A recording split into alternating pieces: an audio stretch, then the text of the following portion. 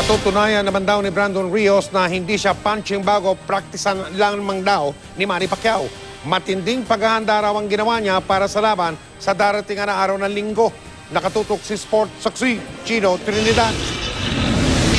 Sa unang pinakamalaking press conference ng kanyang professional boxing career, ibinenta ni Brandon Bambam Rios ang kanyang personalidad sa ibabaw ng ring. Hiling niya, bigyan siya ng nararapat na respeto. I'm nobody's punching bag. Because the last time I believe, a punching bag don't punch back. And I'm nobody's punching bag. So Sunday, you guys are going to find out. A new star is on the rise. Alam ni Rios kung ano ang haharapin niya sa pinakamalaking laban sa kanyang karir.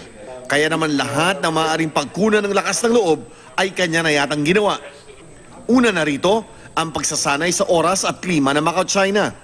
Nobyembre 11 pa, nandito na sa Macau ang Team Rios na pinapangasiwa ni Coach Robert Garcia. Nakabisado na ang estilo ni Pacquiao dahil siya rin ang coach ni Antonio Margarito noong 2010. Nahanap na daw ni Coach Robert ang pangontra sa malabagyong estilo ni Pacquiao.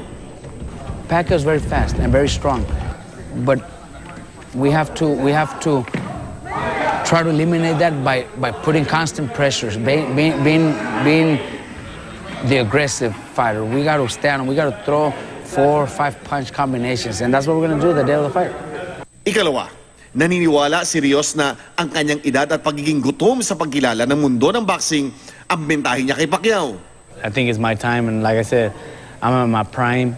Pacquiao, when he was at his prime, he was dominating the game, and he knows how it feels when a young guy coming up wants it as bad as he did. At para masigurong buo ang kanyang pagkatao sa kinakaharap niyang hamon, binago niya ang kanyang training approach. Kung dati ay kilala siya sa pagiging tamad at bulak-bolero sa ensayo, 4 na buwang isinailalim ni Rios ang sarili sa physical conditioning at pag-iwas sa kanyang paboritong Mexican food at beer para lamang masiguradong ang pinakamahusay at pinakamatalim na Rios ang sasampa sa ring ng Kotay Arena sa darating na linggo. I prepare for this fight, everything, man. I had to do everything to prepare for it because we knew Pacquiao was very strong and everything, so I had to come out with a different strategy and in a smarter way. So everything else, we've been doing it great. I've been following the instruction of my team. I've never done that before, and I've been following the instruction. I've been following the dieting plan and everything. So I think come Saturday, Sunday night, it's going to be a great fight. Mula sa Macau, China, Chino Trinidad, Nakatutok, 24 oras.